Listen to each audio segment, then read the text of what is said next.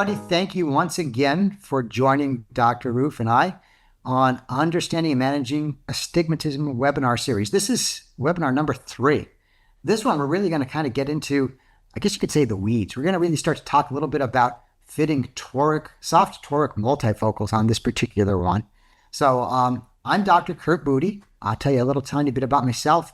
I have been a practicing optometrist for 42 years.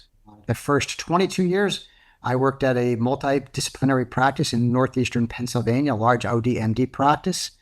2005, I ended up joining Johnson & Johnson Vision. Spent the next 20 years there, most of which my work was in research and development. I actually led the team that created the pupil-optimized design, One Day AccuView Moist multifocal. Ended up spending a good amount of my career, like I said, in R&D, bringing products to market. And then the last 5 years, I was the director of professional education before retiring at the end of 2024. Now I'm doing a little bit of freelance consulting, working with companies like Eyes on Eye Care. So happy to be here and talking to you about astigmatism. My co-host, Dr. Erin Roof. Erin, tell a little bit about yourself. Yeah, thanks, Kurt. I'm Erin Roof. I am Chief of the Cornea and Contact Lens Services at the Southern California College of Optometry. I have done a lot of research and talking and thinking in my career, looking at contact lens discomfort and why our patients might be dissatisfied with contact lens wear, kind of reasons that we might not be acknowledging. So astigmatism is a really big one, and vision and how we successfully manage our patients' vision is really critical for their success with contact lenses. So that's what we're going to kind of finish up the pre-recorded portion of this webinar series tonight, talking about presbyopic, astigmatic, refractive error, and how we can address that in a contact lens, which is really exciting now that we have a new product available for us on the market. So as we've done with the previous webinars, we're going to get started by asking some questions just to kind of get you thinking about the topic that we're going to cover tonight. So the first question is going to be, does pupil size change with age? So give you a moment there to ponder this.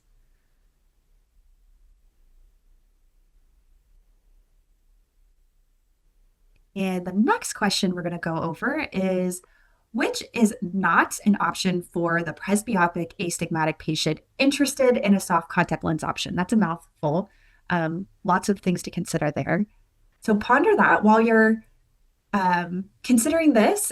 Remember that you can enter any questions you have into the chat box below, and we're going to answer any of your questions or address any of your comments in the 4th webinar series of this kind of group of lectures.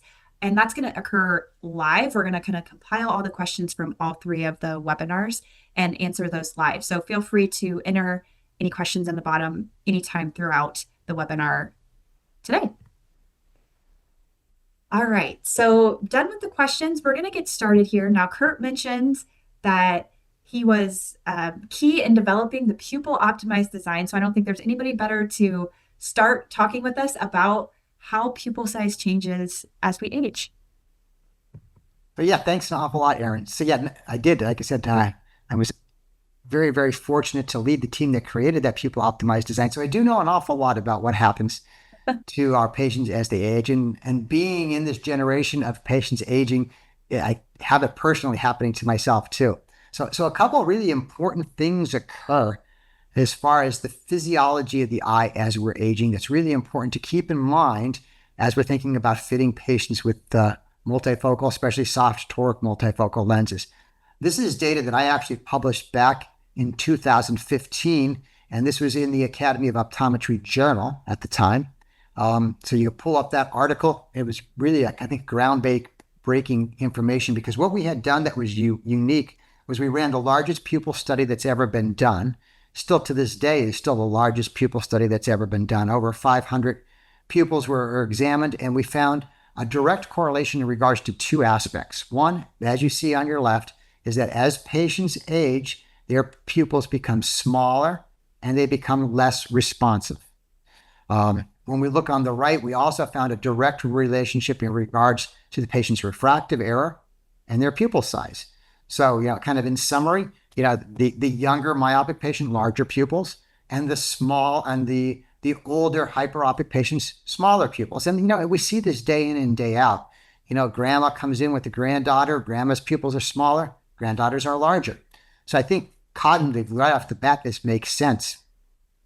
But what's really important, although I'm showing you diameter here of the pupil, I'm going to take you back to probably geometry when we were in high school, because the important aspect is the amount of retinal illumination, and that has to do with area. So area pi r squared. So what we know is that when I compare a hyperopic older pupil to a myopic younger pupil, there's actually a 28% difference in retinal area. And that's really important. So we really need to be considerate of the patient's pupil when we're considering optically what's happening with these lenses. The second thing that happens as we age, and we hit this pretty heavy in webinar number 1. You could actually go back and review the video from that. But if we bring up the next slide, Aaron, what we've got on this one is the fact that as our patients are aging, there's an increase in the amount of astigmatism that occurs. And as you see here, it's pretty remarkable. It's really when you get in those presbyopic years where that group in orange, the 0.5 to 1.75 diopters of astigmatism is pretty prevalent here. I mean, you start to see an increase in the amount of astigmatic error that occurs over those years. And where is it coming from? It's coming from those people that have less than half a diopter. So, you've probably been managing these patients for years. They've had maybe a quarter diopter, maybe a half a diopter of astigmatism. Well, once they start to get in those presbyopic years, there's a pretty darn good chance that they're going to see an increase in the amount of astigmatic correction. The other thing that you'll see from that first webinar, and we have it here too, is that there is a shift in the astigmatism. It goes from being mostly with the roll, as you see, that's the kind of the salmon color along the bottom. And again, once you start to get in those presbyopic years, it's an increase in the amount of against the roll. So as we get those older patients, we have increased amount of astigmatism, and it goes from being with the roll to against the roll. So we really need to keep this in mind for our patients. Like I said, we probably have been having them in a spherical lens for years. Now they start to become presbyopic. Now they probably have enough astigmatism. We have to now consider fitting those patients. The other thing I think that we need to keep in mind is, what do we do with that patient that has been a toric wearer for years, and now they come in to see you, they're having problems at near, they need a presbyopic correction, and they want to stay with soft contact lenses. The last thing they want to do is go with glasses. So, Aaron, what have been the options that have been out there? Yeah, so kind of how we talked about in the first seminar, so many of our presbyopic patients also have meaningful amounts of astigmatism. And so if you fit presbyopes and contact lenses, you've had to choose from any of these options I kind of have listed on the screen here. You've got an existing, maybe soft single vision toric wearer who is approaching or moving through presbyopia, and they want a contact lens that does both for them, right? That corrects their astigmatism and their presbyopia. And really, unfortunately, historically, we've had to do a lot of compromising with these patients when it comes to correcting astigmatism and presbyopia at the same time. If you've got an established daily disposable wearer who loves those dailies but really despises readers, you might have to, in the past, you might have had to put them in a monthly replacement toric multifocal to address both of those things. Or if they really wanted to stay in daily disposables, they might just have to wear readers on and off all day, which is, I'm finding, is becoming much less acceptable for so many of my active presbyopic patients. The on and off of readers all day just doesn't cut it for most of them anymore. I would argue probably the most popular contact lens correction option for patients who historically needed toric correction and also wanted presbyopic correction was monovision. And you might be sitting there and thinking, I have a lot of patients who are really happy in monovision or who are doing really well in monovision. But I would remind you that that's only because that's probably the best option for them or has been up until this point. It's good to remember that monovision only exists because we had to compromise or we had to work with historically what we had when it came to parameters, right? Monovision is that correction where we correct one eye for distance and one eye for near. It allows for nice, crispy, clear vision at two distinct distances, but everything in between is blurry And we also eliminate our patient's depth perception with monovision. And so, while historically we might have had to use uh, monovision for our astigmatic presbyopes, it's important to acknowledge now, we're going to talk about this a little bit coming up, that there are um, contact lens options now, especially, just this summer, we have a new daily disposable toric multifocal on the market that can allow us to move some of these monovision patients who have astigmatism and presbyopia into a daily disposable toric multifocal so that they don't drop out. Now, you might also be sitting there and thinking, I do have some astigmats in daily disposables, and I've gotten by with putting them in a multifocal in the past. So I might have a 0.75 diopter astigmat or a 1 diopter astigmat that is actually doing pretty well in a spherical multifocal. How can that be? How can their vision maybe be okay with those? It's actually more than just spherical equivalent. And we're going to touch on that kind of next moving forward. So we're going to hit you with some optics here and kind of remind you the difference between how a single vision lens corrects vision or kind of focuses light on the retina, and how a multifocal does that, and why you might have been able to get by in the past with correcting some of your low cell patients with a spherical multifocal. So the top box here is kind of showing how a single vision spherical contact lens kind of focuses light on our retina in the back of the eye. So a few things to keep in mind here, that single vision spherical lens is going to kind of focus light on one distinct point. So if my retinal plane is anywhere in front of or behind that single distinct point, that image will be a little blurry. So if my patient has a little bit of astigmatism, that puts their retinal plane again in front of or behind that distinct single point of focus, it might be blurry. The optics of a multifocal are different though. And specifically, we've been talking about the AccuView multifocal, J&J's multifocal that has this extended depth of focus. And basically what a extended depth of focus multifocal does is it, instead of creating one single point of clear vision, it kind of makes this, I like to think it was like a box of vision clarity, kind of, where no matter where the retina focuses with or is placed within this extended depth of focus area, that the quality of the image is about the same. And that's why those low astigmatic patients who you fit in a spherical multifocal in the past have been able to get good quality of vision with those spherical multifocals because their retinal plane is still falling within this extended depth of focus area. Now that's pretty complicated optics. Kurt, would you explain that in any other way or maybe use different analogies to explain that? No, I think you've done a good job. What I like to always kind of ground people with is when we look at that top one. So actually, if you almost take the slide back a couple, Aaron, if you don't Yeah. mind. Yeah, I mean, if we look at this particular one, what's Yep. happening here? We've got 100% of the light coming through a single vision lens, and it comes to a distinct focus point, and that's that green line that you see that kind of pops up now. So if you just click once, Aaron. Mm-hmm. So that there we are at the retinal plane. Remember, it's 100% of the light. We're not splitting light. So now if I defocus that by adding 3/4 of a diopter of uncorrected astigmatism, that retinal plane is going to move over here to the left.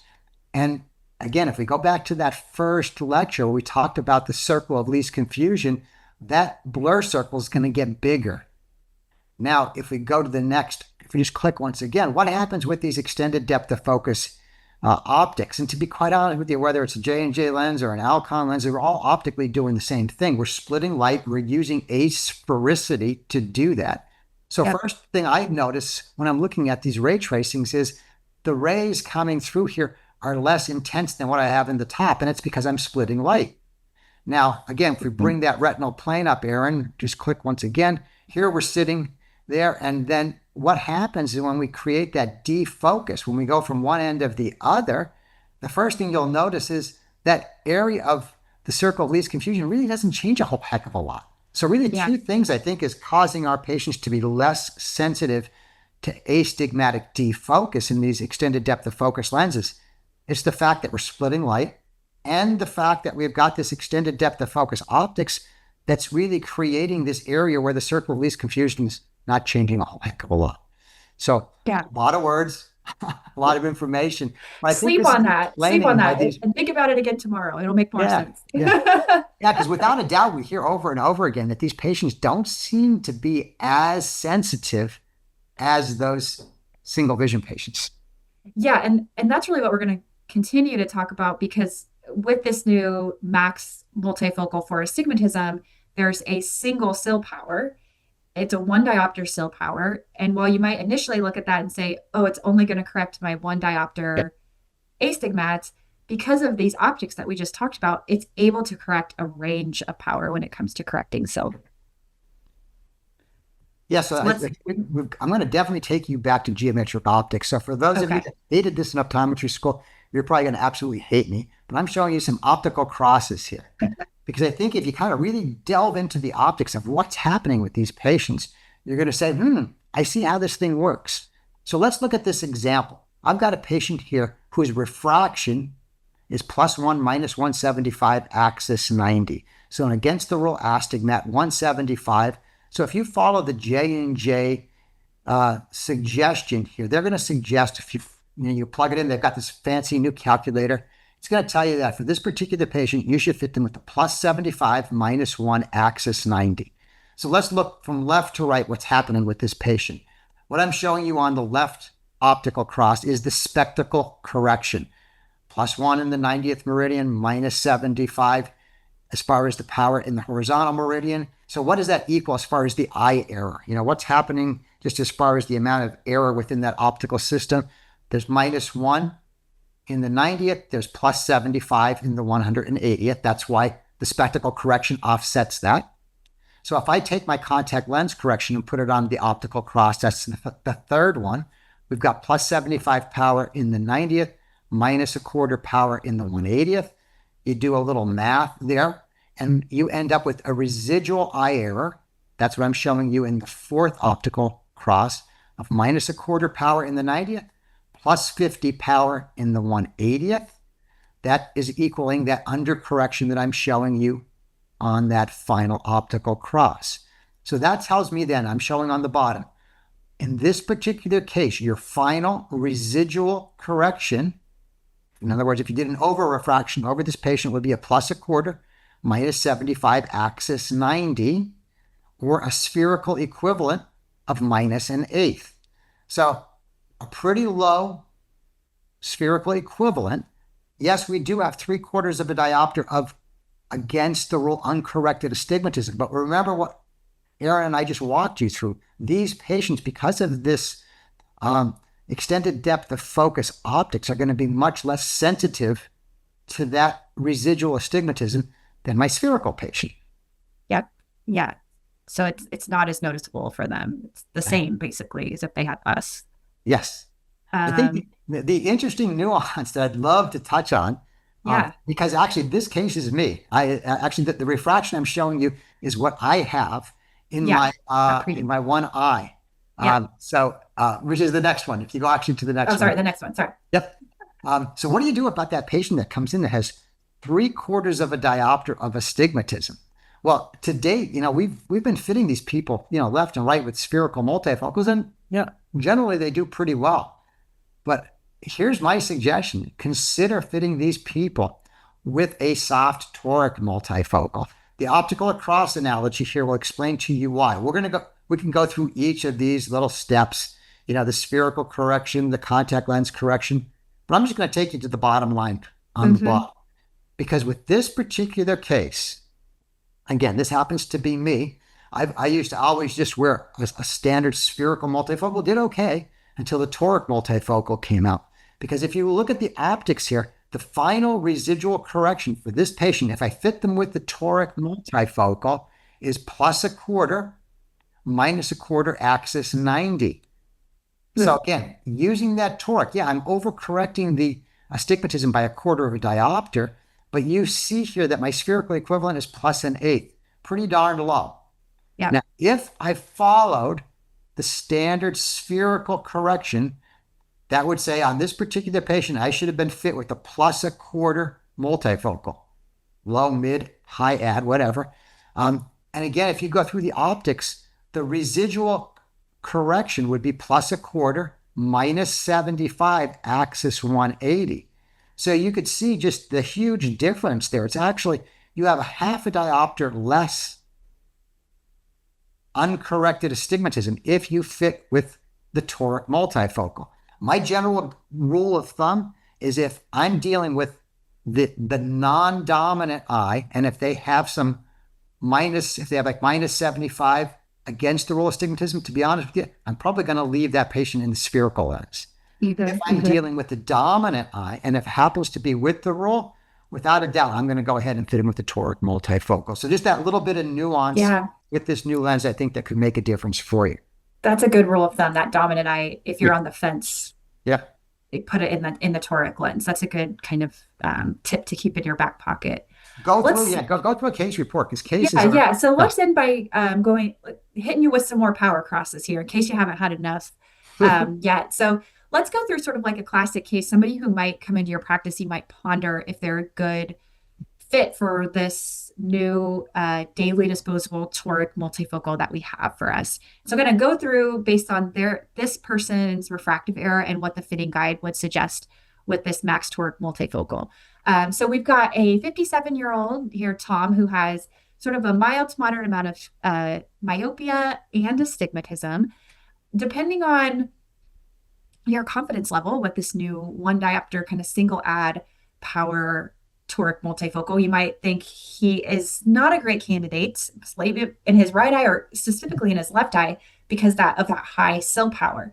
But don't forget the power of a few things. One, vertexing, that's going to bring that cell power down a little bit. And also the power of that extended depth of focus that's inherent in the multifocal design of this lens, that's going to allow Tom to see clearly with that single one diopter cell power, even though he might have a little more cell than one diopter. So if I throw his powers on the power cross here, I'm just going to move my face out of the way. You can see that his refractive error will vertex down to a little less sphere and a little less cell. So now he has 1.25 diopters against the rule of astigmatism.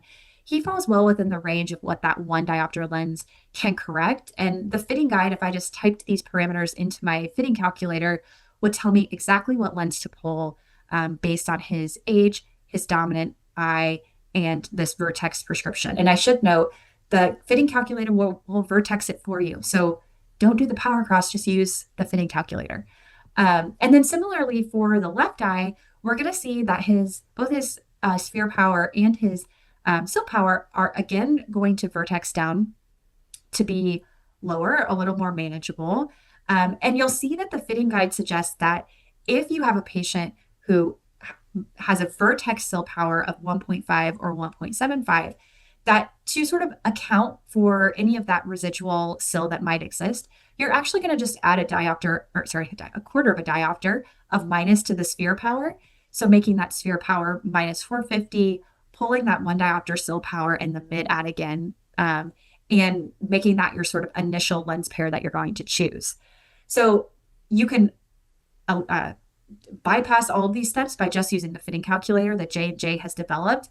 If you have been familiar with this pupil optimized design in the past and used the fitting calculator in the past, it's sort of the same with this toric upgrade to it, which is really nice because now you can enter in any toric parameters that your patient has, and it's going to tell you if they should go into the sphere max lens or the toric max lens. So that's sort of addressing all of that astigmatism with the presbyopia on top so that we don't have to put Tom into a monovision option or have him wear readers all day over his daily disposables. Any other things you would add, Kurt?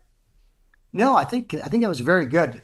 And without a doubt, we are not making this strong suggestion that you're going to sit there and do an optical cross on every single one of your Oh, patients. no. I just think seeing these examples, I think helps educate us so that we understand optically what's happening.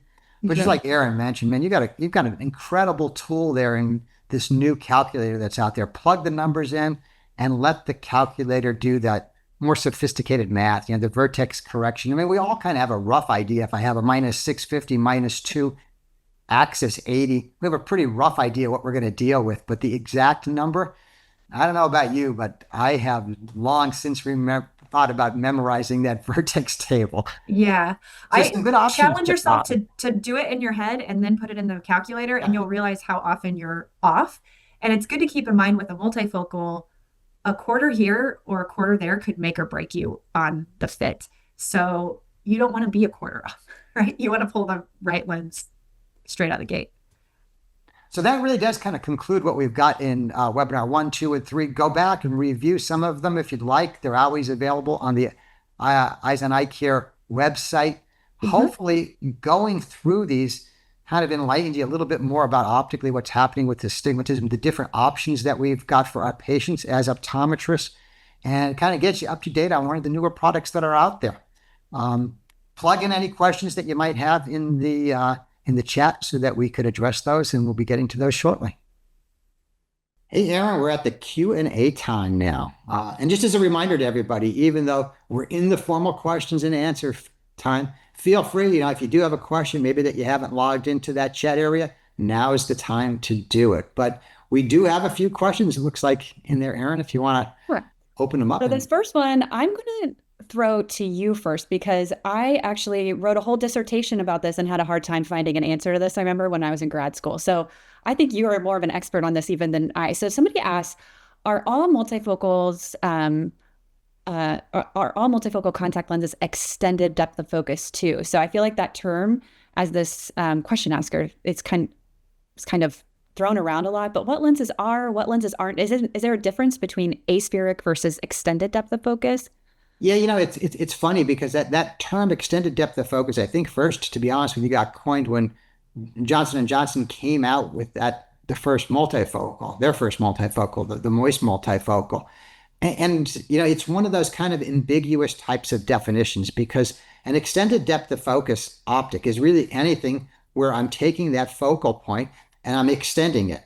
So when you think about it, that's almost that's how multifocal contact lenses work. Yeah. But when it was originally coined by J&J, it was really with the expectation that I'm making that transition from distance to intermediate to near as smooth as possible, and that happens when we have an aspheric design. So the J&J systems are center near continuous aspheres, meaning they're creating it with negative spherical aberration. Alcon, similar approach. They're using negative spherical aberration to create this extended depth of focus. Now, obviously, the difference between the Alcon approach and the J&J is that the J&J approach is creating these multiple power profiles, whereas the Alcon and others aren't doing that. Once you get to the other designs, they're using more of a ring type of design. Some of them, like B&L, are aspherizing the rings. So again, they are extending the depth of focus, but they're doing it, I guess you could almost think a little bit more in a staggered approach. Okay. Lenses like the natural view are really using a really high add in the periphery. So again, yeah, they're extending the depth of focus, but again, they're not doing it in a smooth manner. So I know it's kind of a long, drawn out answer, but hopefully that makes some sense. Yeah. So what I'm hearing is all multifocals are sort of aspheric, simultaneous vision. When they're truly extended depth of focus, it's more of a smooth transition and maybe even a wider range of distances that they can clearly see. Whereas other lenses on the market that are not technically extended depth of focus are kind of more, like you said, stepwise transitions between the powers. So yeah, they're still extending the depth of focus, but they're not doing it in that kind of seamless, I guess you could say, a seamless approach. Yeah. So yeah, it's kind of a confusing, it's advanced optics for sure. It is. Okay, I see another one here. It says asking, what's the highest reasonable sill that is correctable in this lens that we mentioned? Is it minus 175? And maybe what they're trying to ask is, what would you do for people with more sill than that? And that's a great question. So, I think if you talk to anybody from Johnson and Johnson, they're going to have to tell you the company line, which basically is that the label indication for this lens is a 0.75 to a 1.75. But let's face it, we're optometrists, and very often we do think outside the box, and we do get that patient that, first of all, we have to remember the vertex correct, right? Yep. Sphere and cylinder. But when you do get that patient that maybe when you vertex corrected, there may be a 2, there are 2 1/4, there are 250. What do? I think we do have a couple tricks in the bag that we could do. If I have a patient that has a lot of that cylinder in their dominant eye, maybe I'm going to do a modified monovision Mhm. approach. Yeah. So I'll use a toric in that eye because it's a distance, and I'll use a multifocal toric multifocal maybe in the other eye. But I'll tell you an interesting case. Just last week, I was at a fitting event, and we had a patient that came in that was a minus 350, -3 in her non-dominant eye. And in her dominant eye, she was a minus 350, -250. Mm. Now, that was vertex corrected. So right off the bat, I'm thinking, this is going to be a failure. But sometimes it's just worth giving it a shot. Yeah. And I did. And, I probably had about 5 or 6 other optometrists in the room. The patient rattled off 20-25 distance in J1 at near. She absolutely kind of blew everybody's mind. I can't optically give you a reason for it, except it may be attributable to the amount of spherical aberration maybe that she has in her optical system. So yeah, sometimes it's still worth a shot, but I'm going to always keep in my back pocket maybe having a fallback on kind of modified monovision. How Yeah. about you? Have you had Yeah. any? Well, I definitely go a little off label too. I think especially with new products like this, it's important to keep in mind, they were tested and approved for one thing, and we just haven't had time to test and approve them for every little indication. So it certainly makes sense to get a little creative and give it a shot because they might be able to benefit from some of that extended depth of focus that maybe just hasn't been vetted out just yet. It's certainly not going to hurt anything to try. I will say when I see a higher sill presbyope, the first thing I think about is a GP multifocal. Oh yeah, yeah, Because the optics are so I agree. nice, the GP multifocal, especially when there's, solid amounts of corneal astigmatism. I feel like some of my GP multifocal wearers are some of my happiest presbyopes. I'll never forget, I had one tell me, like, I'm not telling any of my friends about this because I'm the only one who can like read the menu at dinner when Mhm. we go out and stuff. And I was like, no, tell them. So, Oh yeah, yeah, um, yeah. so yeah, GP multifocal is a great way to go. And now there's also options for sclerals, if that's an option, if you Absolutely. want multifocal and a scleral to keep the optics a little more steady. So don't be afraid to step into that specialty arena as well. The other point too is, as the optometrist, you know the patient inside out. So don't be afraid to kind of customize the approach. And again, it was at this same fitting event last week. We had a guy that came in, he was in his mid 50s, a very, very avid cyclist. So first of all, I look at his script. His script was a +1, -1 in each eye. So I'm thinking, yeah, slam dunk, super easy. And it was. He got a great distance, intermediate, near. But the fact that he's telling me he does a lot of competitive cycling, he does a lot of competitive running. To be honest with you, I was a little concerned about a multifocal when you're going down the road at 25, 30 miles an hour on aero bars. So what I ended up suggesting for him, and he jumped at the opportunities, I said, let's use the toric multifocals at work, most of your activities. But when you're out cycling, when you're out running, I'm going to give you a pair of just single vision toric Yeah. lenses. Yeah. I heard back from a couple of days ago, and he's like, phenomenal. This thing's working great. Now, the other docs that were in there was like, it's a lot of money for lenses. And I looked at him and I said to him, how much does your bike cost? He said, oh, my bike was 15,000. I said, how much does your cycling shoes cost? He says, oh, they're about $300 or $400. I said, so do the price for these things scare you off? He goes, oh God, no, anything that I could do to increase my edge, I'm going to go with. So Yeah. again, knowing your patient, knowing what motivates them, come up with a creative solution. Yeah, yeah, it's definitely more of an art than a science, and that's also such a good reminder. We're so hesitant to offer multiple solutions because we feel like patients will balk at that. But almost every time you do, the patient feels so seen, right? They feel like you've been thoughtful about their individual needs. And I try to reverse it. How would I feel if like my dentist or my physician of some other thing was that creative and thoughtful about my treatment? I'd probably jump at it. So, yeah, I think that's great. That's a patient for life you have there. Yeah. Hey, looks like we got one last controversial question here. Oh, And I know you and I chatted about this just a second ago, so I think it's a good way to maybe kind of round things out here. yeah. So, what's your thought about the miotics? We keep talking about ways Yeah. and solutions for So presbyopes. there's So, a whole new world with these topical miotics for presbyopia. At least in my practice, obviously I'm a contact lens person, so I'm not writing a lot of scripts for that. I think there's probably still a lot of improvement to be had in that area. Mhm. But for me, the main reason why I'm not prescribing them that much is that, presbyopia doesn't exist in a vacuum. Most of my patients who are presbyopic are also myopic or Mhm. hyperopic. And so we're still going to need to prescribe some sort of contact lens Yes. or Mhm. spectacle to wear. And especially if it's a contact lens, dropping, even once or twice during the day is somewhat Mhm. disruptive there. So I'm not utilizing them a lot, mostly because I lean on these multifocal contact lenses so much. That's really bread and butter part of my practice. Sure. But Yeah. I'd be curious what your thoughts are. Well, I think just from the optics standpoint, it makes sense. If I can get that pupil 2 millimeters, to be honest with you, I'd probably rather go down a little bit lower than 2 millimeter. If you Yeah. kind of look at the Riley constant that's out there, it really tells us under 2 millimeters is definitely the sweet spot. It's definitely going to give you that extended depth of focus at near. You are Right. going to be able to read. I've looked at the data of all the companies that have come out. There's a new one, Lens just brought theirs to market. It just got FDA approval. Yeah. Pretty exciting. Great data. I mean, these people that are in their 50s and 60s are reading the newspaper. Yeah. But we do have to realize it does come with a little bit of a cost. We're going to get a little dimming of the vision. So I agree with you. I mean, it's exciting to see there's new alternatives, but realize, we've got to kind of look at the pros and the cons. Yeah. I kind of see it more of a like special occasion type of Yeah, thing, at least for sure. now, maybe until the tech gets a little bit better. Yeah. Looks like we got them all. Yeah. So I think we got them thanks, all for everybody. time. Thanks for your questions. Yeah. So we'll see you again in 2 weeks for one last sort of roundup live session.